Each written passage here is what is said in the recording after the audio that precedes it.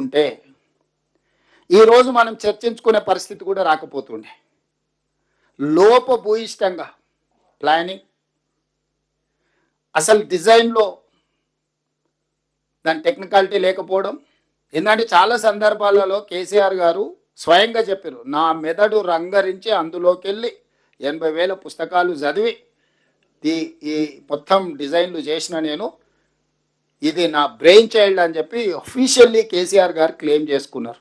అంటే ఏ ఇంజనీర్కి కూడా ఈ ఇంజనీర్లు డిజైన్ చేసిందని గుర్తింపు కూడా ఉండాల్సిన అవసరం లేదన్నట్టుగా కేసీఆర్ గారు స్వయంగా మాట్లాడినట్టునే మీరు అందరు కూడా విన్నారు. మరి ఆయన మేధాశక్తినంతా మానసపుత్రిక హరీశ్వరరావును పోయిన గవర్నర్ గారు ఈయన హరీశ్వరరావు గారు ఈయన కాళేశ్వరరావు అని సర్టిఫికేట్ ఇచ్చింది ఆయనకు. ఓపెనింగ్ పోయి నరసింహన్ గవర్నర్ గారు పాపం ఆయగారు ఈయన మాటలు నమ్మి ఈ అబద్ధాల రావులు అని అందరినీ కలిసి. సో నేను అనేది ఏంటంటే, ఇన్ని రకాలుగా చేసి ఈరోజు అంచనాలు పెంచి ఈ ప్రాజెక్టు వాళ్ళు మొదలు పెట్టి 2019 జూన్ 21 నాడు ప్రారంభించారు. వీరితో పాటు పక్క రాష్ట్ర ముఖ్యమంత్రి గారిని పిలుచుకున్నారు, యజ్ఞాలు చేసిండు, యాగాలు చేసిండు.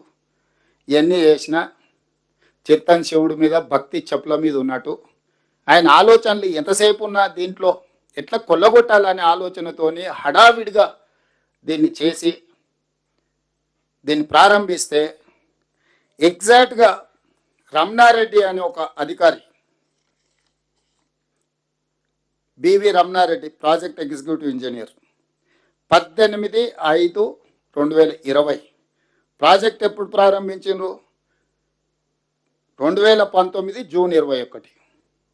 సంవత్సరం తిరిగే లోపలనే క్లియర్గా మేడిగడ్డ బ్యారేజ్ నిర్మాణం లోపాలన్నీ బయటపడ్డాయి.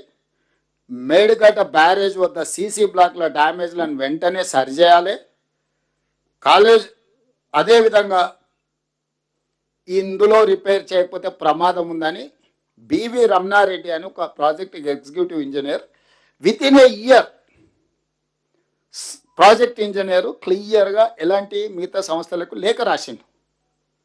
అయ్యా మీరు ప్రారంభించిన ప్రాజెక్టు దెబ్బతిన్నది, దీన్ని ఇమ్మీడియట్గా రిపేర్ చేసి రిస్టోర్ చేయకపోతే ఇది మొత్తానికే కొంప మీదకి వస్తుందని అధికారి అప్పుడే గుర్తించండు. ఇదేదో 2023లోనో 2024నో లేకపోతే ఉత్తమ్ కుమార్ రెడ్డి గారు రేవంత్ రెడ్డి గారు గుర్తించింది కాదు.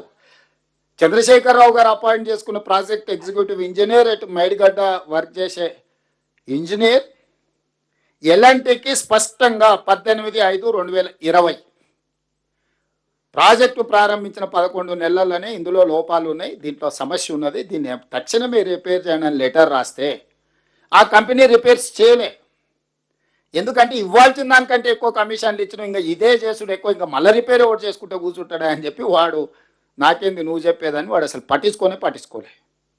సో ఈ ప్రాజెక్టులో మీ అందరికీ నేను ఇచ్చే సమాచారం ఏంటంటే 19లో ప్రారంభిస్తే 20లోనే సమస్య వచ్చింది. ఇమ్మీడియట్గా దాన్ని రిపేర్ చేయలే.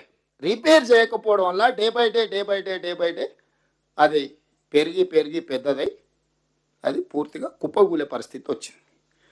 దీంట్లో ఈరోజు అదేవిధంగా 20లో అట్లా జరిగింది. ఇప్పుడు కన్నెపల్లి పంప్ హౌస్ దగ్గరకు పోయింది. ఇక కన్నెపల్లి ఎంత సుఖమైందా అంటే 2022 జూలై 14 గోదావరిలో వరద వస్తే కన్నెపల్లి అన్నారం పంప్ హౌజులు రీటైనింగ్ వాల్ పంప్